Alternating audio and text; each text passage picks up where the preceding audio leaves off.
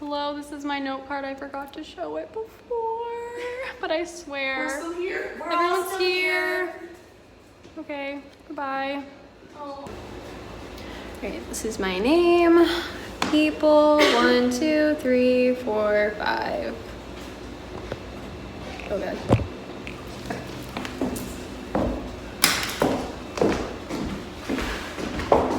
Hello everyone. My name is Kayla Mulligan, and today I'm going to tell you a little bit about the Salem witch trials. So I think we've all heard of the Salem witch trials before, but do you really know how it happened or even why it happened? Today I'm going to go over some of the reasons that it happened, so kind of the background behind it, the trials themselves, and then what scholars believe is the reason behind it. I feel qualified to tell you about this because I've done extensive research, and I've also been to Salem, Massachusetts, and I visited the museums, and I talked to scholars. So, the background of the trials. So I'm going to tell you a little bit about the background of Salem at the time. So Salem was basically filled with Puritans, which were Protestants that felt persecuted in England, so they came over to Salem and they started their own colony. Basically, it was pretty hard back in the 1600s. They were pretty isolated there. They were surrounded by woods. And actually, Rebecca Brooks was a Massachusetts journalist, and she kind of says it's the perfect setting for something like the Salem witch trials to happen there because the Puritans already they believed in the devil, and they were very devout in their religious beliefs. So they were not very liberal in their ideas. And being surrounded by woods in that area, they actually believed the devil lived in the woods there. And so they were kind of scared all of the time. So it was kind of a recipe for disaster. So basically, the story of the Salem witch trials starts with two girls. Their names were Elizabeth Parris and Abigail Williams. Elizabeth Parris was actually the daughter of the minister at the time. And the two girls both had symptoms of witchcraft, which basically meant that they were vomiting, they had hallucinations, and they also had muscle spasms. And a doctor actually came in and he was like, yeah, it's witchcraft. And so now that they had decided that witches were in Salem, the trials could begin. Okay, so what happened during the Salem witch trials? Basically, during the Salem witch trials, around 200 people were imprisoned, and then ultimately around 20 people actually ended up being executed. But let's go back to Elizabeth. So basically, the two girls were the first of many girls that would come forward and, well, they didn't necessarily say they were afflicted with witchcraft, but they showed symptoms. So basically, it started with 3 people being accused of witchcraft. One of them, the woman was named Tituba. She was actually the slave of the girls. And then 2 other homeless women. Tituba was the only one of the 3 women that admitted to witchcraft. So basically she said that, yes, I did it. And then she kind of spewed out all these like devilish words and everything like that, and people believed it. But basically scholars believe that she did that to kind of save her own skin, which works because she was one of the only people that actually survived. She was one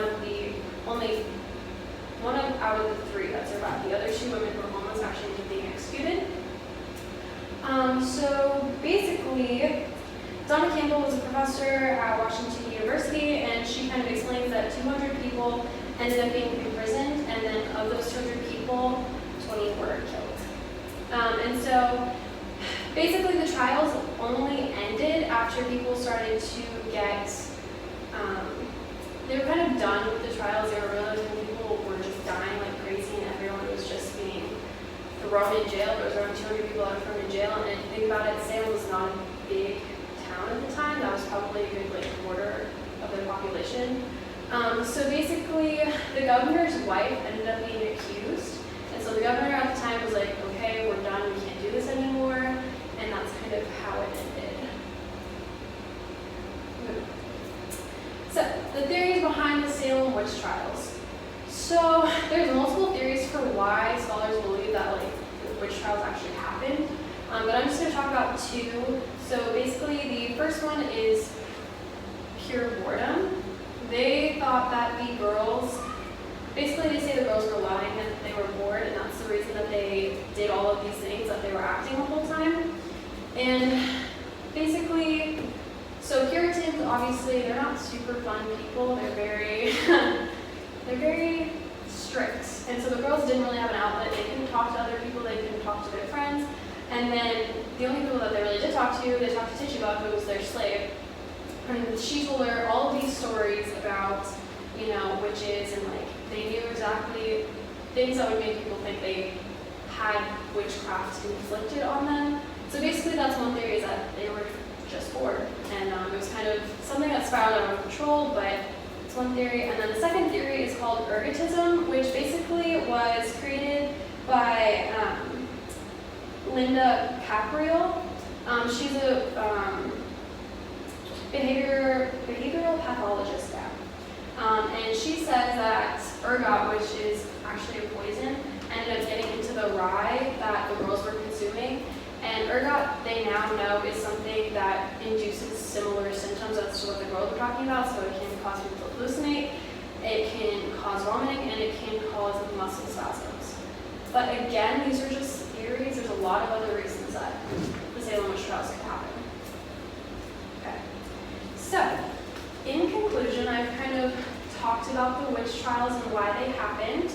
Obviously, they were something that is not something we could ever imagine happening now. First of all, people don't believe in, well, people believe in the devil, but they don't believe that witches exist. So it's kind of crazy to fathom that these girls, who range from 9 to 19, kind of started this whole epidemic in Salem.